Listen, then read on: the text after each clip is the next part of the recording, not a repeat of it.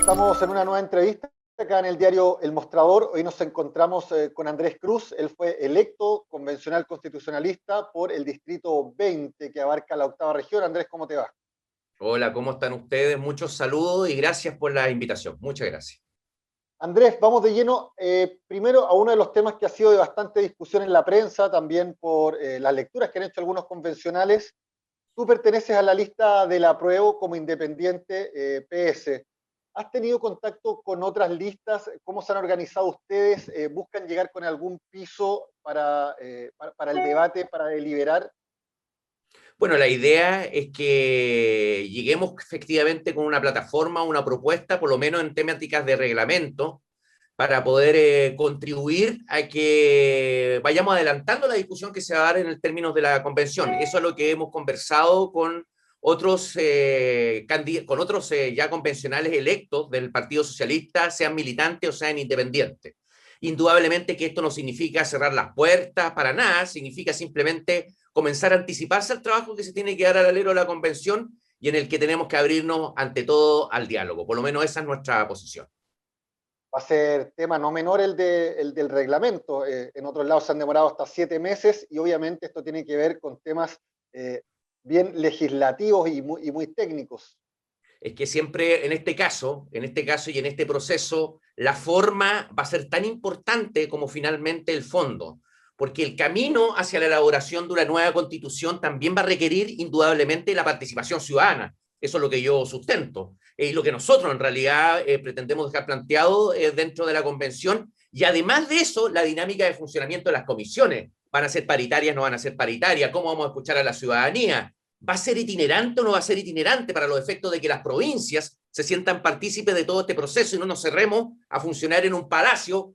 Con todo respeto, muy lindo que puede estar en Santiago, pero la verdad es que Chile no es simplemente un palacio en Santiago, sino que es una realidad mucho más variopinta y yo creo que tiene que quedar reflejado en el trabajo que se tiene que realizar. De ahí que es importante la legitimidad que se da al proceso.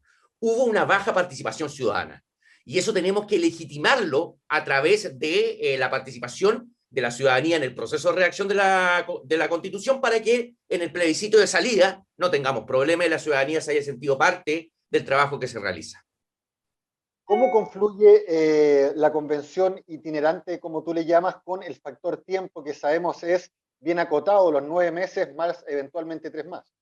Yo creo que los plenarios perfectamente se pueden realizar de manera esporádica en provincia, no hay ningún inconveniente en ese sentido. Es absurdo que nos pretendan imponer funcionar todos los días en plenario, cuando el trabajo se va a realizar o debería, vamos a ver qué ocurre con el reglamento, pero debería verificarse en comisiones. Y las comisiones perfectamente podrían o funcionar de manera permanente en provincia o también de manera esporádica en distintos lugares del territorio sin entorpecer el resultado del trabajo.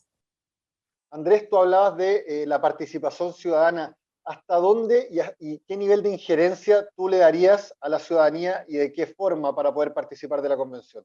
Bueno, por ahí dicen que la mejor encuesta es finalmente las elecciones, que finalmente termina siendo fehaciente en torno a cuál es la posición de la ciudadanía, que por lo menos se le da la oportunidad de participar en un proceso en el que pueda tomar una decisión. Y en este contexto, a mí me parece que si hay temas que puedan generar algún tipo de traba a la discusión, no me cierro para nada a los referéndums o plebiscitos. Lo importante es que la ciudadanía forma parte de todo este proceso y no nos olvidemos una vez más que esto culmina con un plebiscito de salida. No basta con el trabajo que realice la Convención Constitucional, no basta con el producto, es necesario que finalmente la ciudadanía vote el proyecto que finalmente se le propone para determinar si esa va a ser nuestra carta fundamental o no. Y por eso se requiere validar el trabajo que nosotros verifiquemos durante la convención. Eso habla también de la búsqueda de representatividad que tiene que tener transversalmente. Absolutamente. Y de diálogo, ¿eh? Creo que es una palabra que, disculpa que la diga una y otra vez, pero el diálogo va a ser fundamental. Eh, Andrés, respecto a otro tema que se ha planteado, eventuales conflictos de intereses, ¿de qué manera tú crees que debiesen reglarse y cuál es el límite para inhabilitarse en una discusión? Bueno, ahí vamos a tener que determinar cuál es el conflicto de interés específico de que se trate, cuántos son las personas que se encuentran inhabilitadas para los efectos tampoco de ser excluyentes en el proceso de discusión de la temática de la Convención Constitucional.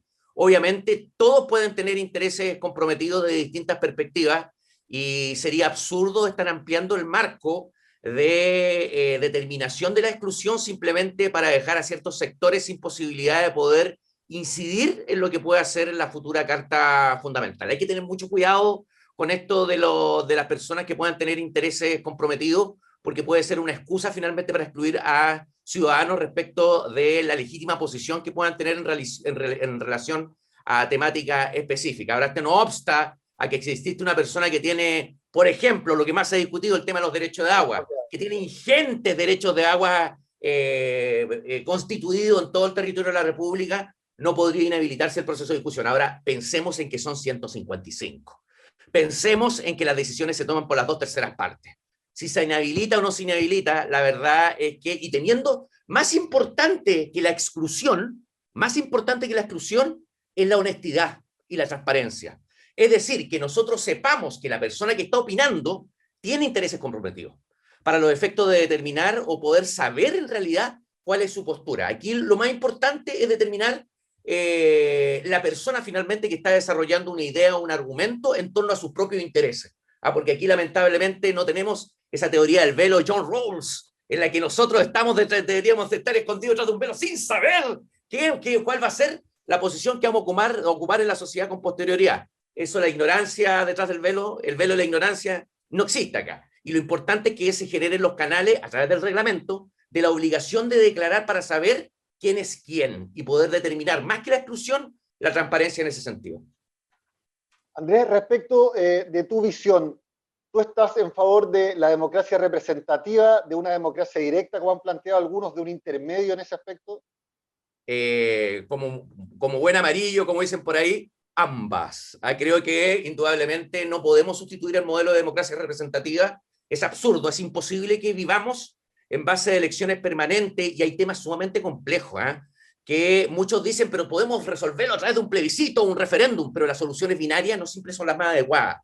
Y por lo tanto hay temáticas que indudablemente que tienen que ser resueltas dentro de la perspectiva de la democracia representativa con fuertes instrumentos de democracia directa, referéndum y plebiscitos cuando se trata de arriba hacia abajo y de abajo hacia arriba, con propuestas e iniciativas populares de ley, con derogatorias populares de ley. Todavía está vigente una ley de pesca que todos sabemos que en su origen es espuria. Y eso es increíble que no se haya debatido y no se haya puesto en la palestra. Y en tercer lugar, con la revocatoria de autoridades, por ejemplo, que hayan incurrido en actos de corrupción, no hayan incumplido de manera injustificada sus programas, o sean negligentes en el cumplimiento de sus funciones. Y además que hay experiencia en otros países, por ejemplo, la participación popular en materia presupuestaria, sobre todo de carácter comunal, que es de forma que tiene un carácter vinculante. Yo creo que hay muchas herramientas de participación que tienen que vincularse con el funcionamiento de la democracia representativa a distintos niveles. La democracia representativa nosotros no lo podemos limitar única y exclusivamente en el Congreso, sino que también debemos reconocer, eso es lo que yo postulo, parlamentos locales o parlamentos regionales, junto con niveles de participación comunal en la que la ciudadanía tenga efectivamente participación directa y representativa. Es decir, abrir el sistema que tenemos actualmente. Es que este sistema es bastante restringido y egoísta, por no decir otra palabra, habiendo sido levantado sobre el concepto de la democracia protegida y la desconfianza absoluta en la ciudadanía. Y eso es algo que hay que urgentemente transformar. Claro, me refería a que hay gente que quiere, no, la palabra no es derogar, pero cambiar el sistema representativo a través de los partidos por esta connotación negativa que ha tomado durante el último tiempo y que se hace el cruce entre independientes y partidos para poder... Eso es lo que tú estás diciendo, es extraordinariamente importante. Yo digo inmediatamente que no creo que los partidos sean la panacea, pero indudablemente que una democracia sin partido, y aquí voy a decir el cliché típico, no puede ser concebida. Tiene que haber una colectividad intermedia que finalmente articule las distintas demandas de la ciudadanía para los efectos de lograr proyectar de manera más adecuada una democracia. Intereses individuales o gremiales me suena a protofascismo. Esto de los gremios representados a través de estos sujetos que son independientes es muy, muy, muy de la Italia de los años 20 y hay que tener cuidado con eso. Y los independientes, yo soy independiente, pero indudablemente que es importante saber a qué colectividad pertenecen, cuál es el programa que adhieren, cuál es su ideología para los efectos de ser transparente ante la ciudadanía y evitar la proliferación de caudillismo, que puede ser peor de lo que tenemos actualmente.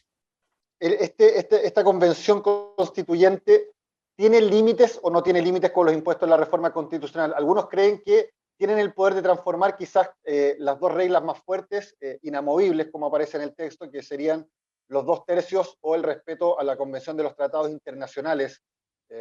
¿Cómo lo ves tú? No, yo creo que las reglas del juego fueron fijadas con antelación, uno se postuló y la ciudadanía votó teniendo conocimiento de estas reglas que estaban predeterminadas, y yo no estoy por traicionar al elector y cambiar las reglas del juego con posterioridad. Eso ya estaba sustentado y uno tiene que someterse a ese límite. Ahora, en cuanto a los tratados internacionales, no quiero ser... Ya, aunque no se hubiese impuesto esa cláusula, la Convención de los Derechos de los Tratados ya establece que en virtud de disposiciones internas no se puede dejar de cumplir un tratado internacional. Eso no obsta a que se puedan revisar los tratados internacionales, eso no obsta a establecer medidas internas con el objeto de morigerar su efecto, e indudablemente nada ayudaría que ahora se estuvieran ratificando tratados como el famoso TPP-11, porque aparece como inconveniente a la luz del proceso que estamos viviendo. Para ir cerrando, Andrés, ¿cuál es tu ideal de quién debe presidir esta instancia? Algunos hablan de un factor simbólico, otros hablan de condiciones y atributos.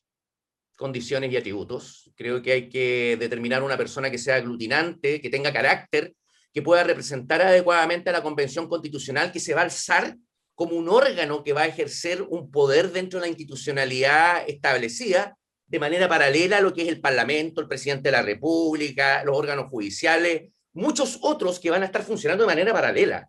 Y eso requiere una autoridad empoderada y fuerte que tenga la capacidad política de poder aglutinar no solamente a los miembros de la convención, que vaya que va a ser complejo atendido que no existen mayoría establecida, sino que también posicionarlo en torno a los otros órganos del Estado, porque se va a requerir de la contribución también de los otros órganos del Estado para los efectos de poder funcionar adecuadamente. Y eso requiere más que simbolismo, emocionalidad, requiere un poco de racionalidad. Hay que equilibrar los dos aspectos. Y de esa manera generar una representatividad que nos permita proyectarnos hacia el futuro y lograr un trabajo efectivo de una persona que sea capaz de mantener en funcionamiento un organismo como la Convención Constitucional. Andrés, para cerrar, ¿cuáles son tus temas eje? ¿Desde dónde te vas a plantear tú?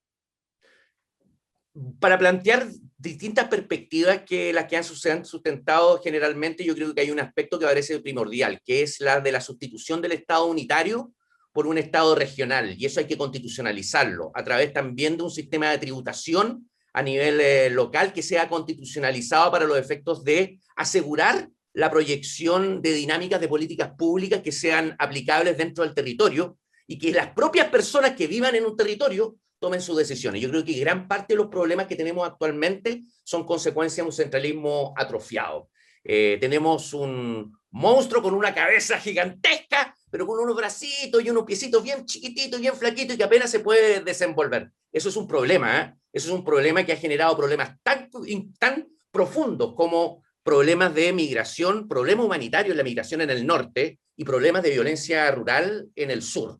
Que si hubiesen sido abordados desde una perspectiva más local, tal vez estaríamos en otras condiciones. No digo tal vez no solucionados, pero la perspectiva de poder enfrentar esos problemas sería distinto si hubiese sido abordado por las personas que sufren estas realidades de manera permanente. Y otro eje que parece indispensable es el de la dignidad del ser humano de manera transversal. No esto que señala la Constitución Política de la República, eso de que las personas nacen libres e iguales en dignidad y derecho. Las personas nacen, deben desenvolverse y deben morir iguales en dignidad y derechos. Lo que parece también importante profundizar en los conceptos de igualdad, de lucha en contra de la discriminación de manera transversal, de los derechos sociales que hayan sido bastante tocados por la mayoría de los candidatos, e indudablemente también el eje de verificar cómo están funcionando los otros órganos constitucionales. En ese sentido, Tribunal Constitucional, ¿vale la pena que siga existiendo? Órganos judiciales para asegurar su independencia, Ministerio Público, Banco Central, Contraloría General de la República, la consagración de nuevos órganos como un Consejo Fiscal o un Consejo de Estabilidad que asegure que los dineros públicos sean destinados a políticas públicas adecuadas. En fin, esas son las perspectivas. Andrés Cruz, constituyente electo por la lista independiente PS en la 8ª región, Distrito 20, te damos las gracias por haber estado con nosotros. No, gracias a ustedes y cuando quieran. Es importante esto de estar permanentemente conectado con la ciudadanía a través de los medios de comunicación para que se sepa qué es lo que se está realizando en términos de el futuro de todas y todos.